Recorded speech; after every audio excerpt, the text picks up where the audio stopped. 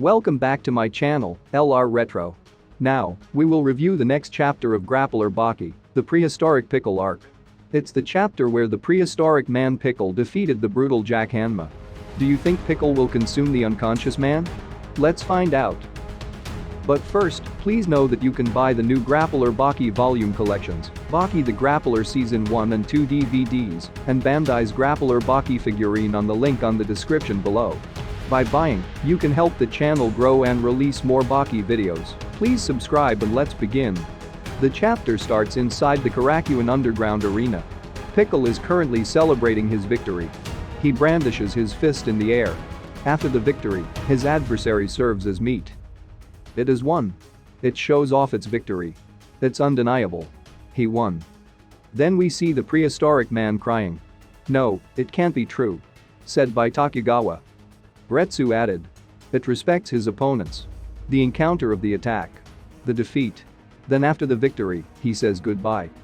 Because his opponents are eaten. Oh no. Not that. It makes me want to weep. Shouted by Takugawa. Retsu Kaio. Arachi Tatsumi. And now, Jack. All those whom I admire. Mr. Takugawa. This is not the time to give up. Said by Dr. Payne. Then we see the prehistoric man walking closer to the defeated Jack Hanma. The other son of Ogre Hanma Baki tried to save Jack from the primitive man's fangs. But even before Baki can get closer, Pickle became really surprised. Because in his vision, Jack Hanma appears to be some kind of giant wasp. Then Pickle walks away from him. Because a long time ago, Pickle, when he was so very young, for the first time, he was bothered by something smaller than him. By something somewhat embarrassing. He finally got rid of the thing. He crushed it to a pulp. He dismembered it. And dined upon it. Jack shows a vision of a huge wasp. Is it possible? Could he have suspended his meal because he recalled a dangerous memory? But it was at that time. Pickle seeing Jack recalls a painful memory. Being challenged by such a small opponent. So tiny that I went after him. I defeated him. He died in pain. And then I ate him. As it separated in my mouth, I tasted the wasp's soft flavor on my palate. Then all of a sudden, a shock. A genuine shockwave suddenly spread in my mouth. A pain that exceeded all other pains I have felt up to now. It was as if the lava from a volcano was flowing into my mouth. It was as if this small mouth were expanding and exploding from the agony. I began to leap all over the place. Then after a while, I could not move. I carved that memory deeply into myself. Even after killing, some things do not die. This is exactly such a thing. Even in that state, it could still be hiding something. If he could express himself with words, Pickle would speak of this feeling and the memory of what he experienced. But Pickle does not express himself in words. He only knows the feelings of his heart. Baki then questioned. He sat down. Why doesn't he go to eat him? How is it? Although he lost consciousness. Jack may well be a monster to Pickle, but nevertheless, he cannot resist in that state. What are you afraid of? Why did you step back? Who is your opponent? Then Takugawa walks closer to the unconscious body of Jack Hanma. All of a sudden, Jack unleashed an extremely powerful blow. Everyone is surprised. Takugawa's face has been covered with blood. Because Jack Hanma's blow is so powerful that he even injured his own hands. But Jack is not awake. He stayed unconscious. Baki then thinks. At this point, if Pickle had thrown himself on Jack. Probably. His two majors would have indeed pierced his ears. It would have been possible to reach the lower part of his brain.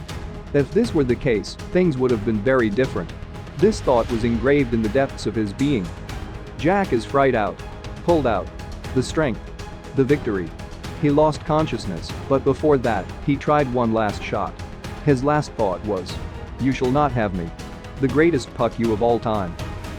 We now move on inside a certain hospital. Dr. Kariha is saying. For the time being, we will leave him be. Just as he is. Filled with antibiotics and painkillers. And change his bandages every 12 hours.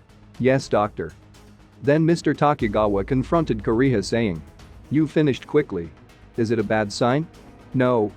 I did everything I could. Now, we must wait. Also, his neck has undergone enormous pressure. But his nerves were not affected. Actually, his body is fortunately very resistant. Then Takegawa told them what happened, saying, "Like this? Even after fighting? Right? While he was unconscious." Dr. Payne, you probably know this phenomenon. What exactly? Well, even when a man is unconscious. Or even dead. Supposedly. He can still move. I've heard about a case that happened during the war. It is a bizarre story, but it's entirely true. It was a savage conflict, and thus, the death penalty for POWs were immediately carried out. At the start of one of the executions, the leader of a pack of deserters made a strange declaration. "If you wish to cut my head, then I shall take it and run.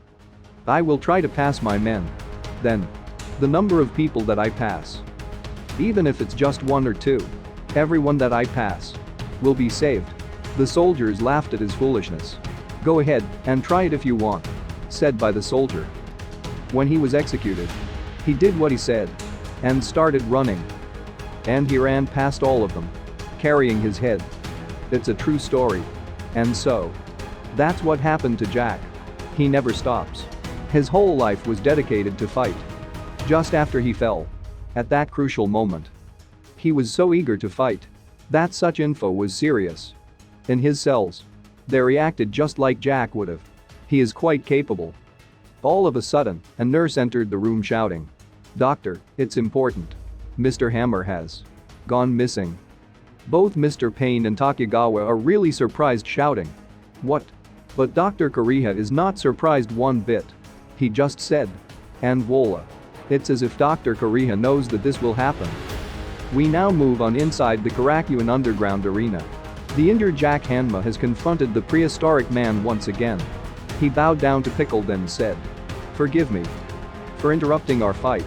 Pickle can't believe what he is seeing. The defeated man challenged him, just like the wasp in his memory. All of a sudden, Jack kicked the unprepared Pickle in the face while shouting, "Let's continue." What do you think of this chapter? Do you think Jack Hanma can have another comeback against the prehistoric man Pickle? Comment down your opinion below. Special thanks to Stranger Dragons Prevail, Francois, The Real Zurvan, a Patreon of the Uts, Jacket, Johnny Might, JJF, OK, Vega Punk, Isam Harris, Awesome Swayable, Trond Becker, Will, Thomas West, Casey, Dead Fox 0606, John Vinovich, Ahmed Zoyer, Joshua Ash, Aiden, Mars Kane, Claudio Aguilera, Francisco Carrillo, Jaden Robinson, Carlos Rios, Reiner Braun, Tarek Abujaber, and Brennan. We really appreciate your help.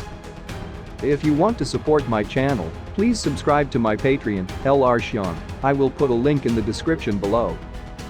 Our next video will be about the prehistoric man is afraid of the brutal Jack Hanma. Stay tuned.